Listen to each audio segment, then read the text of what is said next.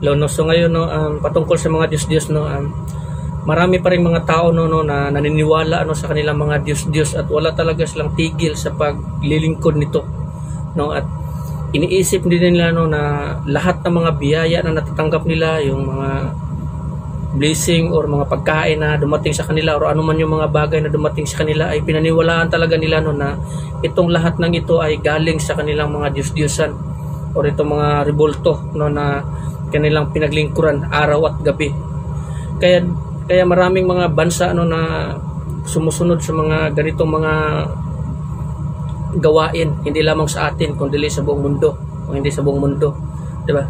Kasi maraming mga tao no, na patuloy pa rin naglilingkuran, lalo na no, minsan na ginagamit din ni Satanas ang kanyang kapangyarihan para sa pamamagitan ng kanilang mga rebulto or mga imahe or mga Diyos-Diyosan is gumagawa siya ng mga milagro no, o miracle or milagro sa pamamagitan ng itong mga Diyos-Diyosan na kanila no. Minsan lumuluha ng dugo, minsan pinagpawisan ng langis or anuman yung klaseng mga bagay no, na maisipan ni Satanas para pagpatuloy no, na linlangin yung mga tao no, na hindi talaga alam kung ano ang katotohanan.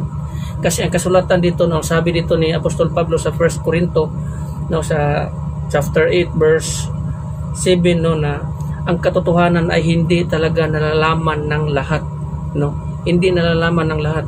Itong mga taong ito is alam nila ang katotohanan pero pilit nilang tinatakpan ang kanilang tenga at pinamatigas nila yung kanilang mga puso at isip para hindi nila maintindihan yung katotohanan patungkol sa Panginoon at patungkol sa mga Diyos-Diyosan. At hindi sila kailanman nagsisisi sa kanilang mga ginagawa sa paglilingkod ng mga Diyos-Diyosan na wala naman talagang kwenta no. Minsan kasi ginagamit ni Satanas ito no, magagawa siya ng mga miracle sa pamamagitan nito no, pagluha ng mga dugo or pinagpawisan ng mga langis.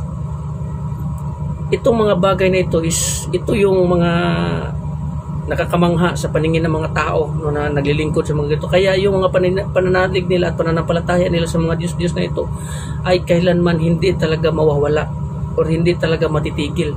Patuloy silang maglilingkod sa mga Diyos-Diyosan na yan kahit alam nila no, na ang kasulatan na ang sinasabi dito ni Apostol Pablo na alam nyo na ang kasulatan nagsasabi na walang tagasamba ng mga Diyos-Diyosan ang makakapasok sa kaharian ng langit.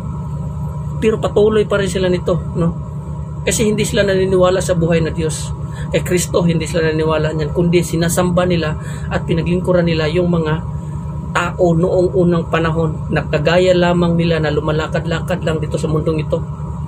Pinaglingkuran na nila ngayon, sinasamba na nila ngayon. Sinasamba nila yung mga creation at hindi nila sinasamba o pinupuri yung Creator. Lagi nyo tatandaan, ang kasulatan nagsasabi no, I am the Alpha and the Omega. Yan yung sinabi ng ating Panginoon, ng ating Diyos Ama, ng ating Panginoong Jesucristo. Dito sa Revelation, I am the Alpha and the Omega, says the Lord God Almighty. I am the Alpha and the Omega. So siya mismo ang simula at ang katapusan. Siya ang simula. Siya andyan na sa wala pa ang lahat ng bagay. So kung ngayon may sumusulpot ng mga bagay na ito, mga tao, yan niya ay mga creation, mga gawa ng Panginoon.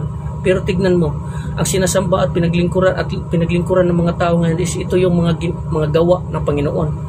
Instead ang Creator, instead ang Panginoon na kanilang sambahin or paglingkuran at purihin. Diba? Tingnan mo kung paano binulag ni Satanas itong mga taong ito. Hindi na talaga sila matigil sa pagsamba nito dahil nga sa higpit or sa higpit ng kanilang pananampalataya sa mga Diyos-Diyosan ito, gumagawa sila ng malakihan talaga no, na pista or devotion or procession sa isang Diyos-Diyosan na kanilang pinaniwalaan na siyang nagbigay sa kanila ng biyaya no. Minsan sinasabi nila no, dahil dito gumaling ako sa sakit ko. Gusto ko malaman ninyo, even Satan can do miracle no.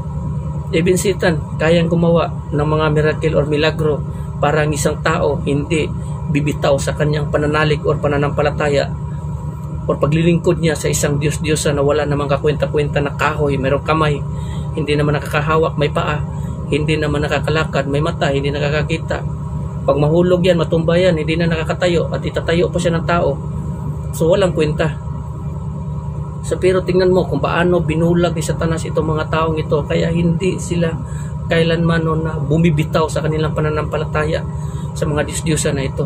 Higpit pa rin silang nakahawak hanggang sa darating yung araw na matutupad ang kasulatan o sinasabi ng ating Panginoon na sinasabi dito sa Revelation.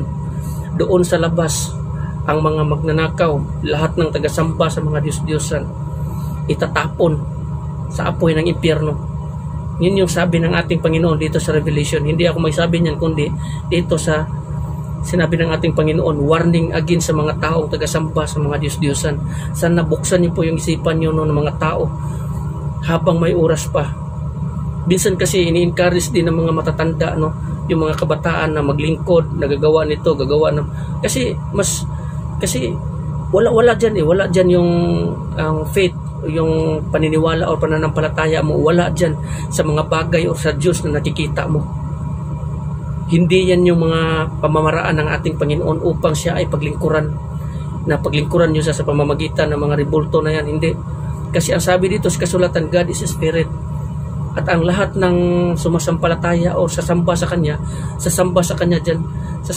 sa espiritu at sa katotohanan.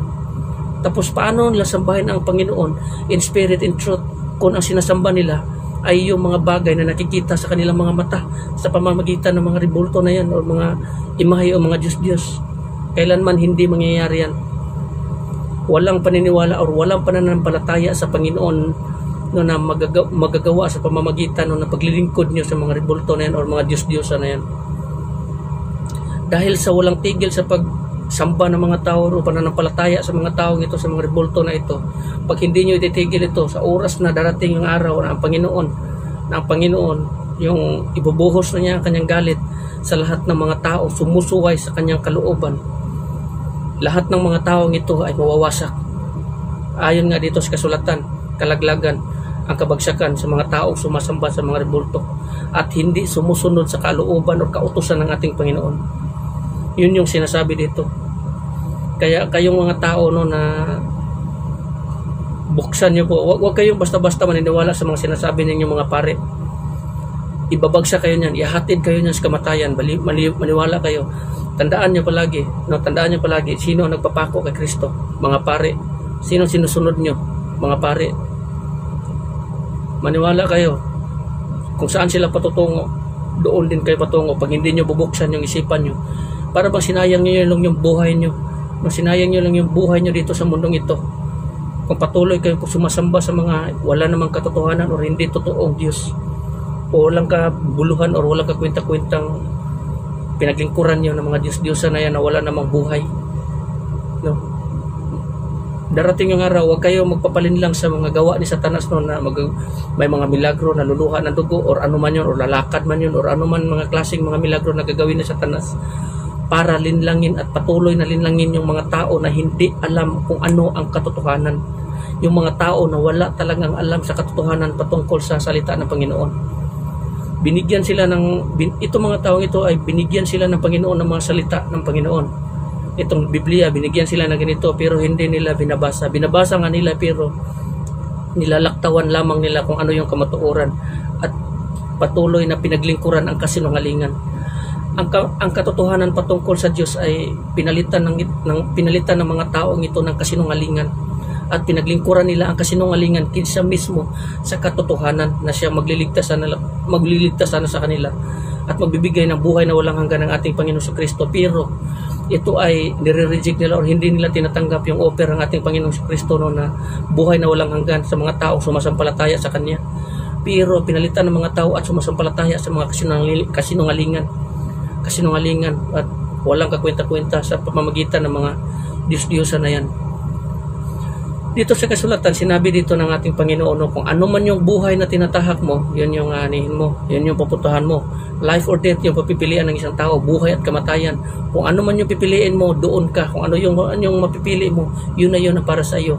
Kung ang pinipili mo ay pagsamba sa kasinungalingan, doon ka sa kalaglagan. Pero ang pagpiliin mo pagsimba sa ating Panginoong si Kristo, magkakaroon ka ng buhay ng walang hanggan, kasi ito yung sinasabi ng ating Panginoon dito sa kasulatan ng pangako niya sa atin, no? So sana, no, magdesisyon kayo ng tama, no? Huwag kayo padalos-dalos sa pagsamba sa mga walang kakwenta-kwenta, kasi ang kabayaran ng kasalanan, kamatayan. Yun yung sabi dito sa kasulatan. Kabayaran ng kamatayan, kabayaran ng kasalanan ay kamatayan. Kasi ang sinasabi dito, no, after death is judgment. After death is judgment. So hanggang dito na lang, no. Maraming salamat and God bless everyone. Amen.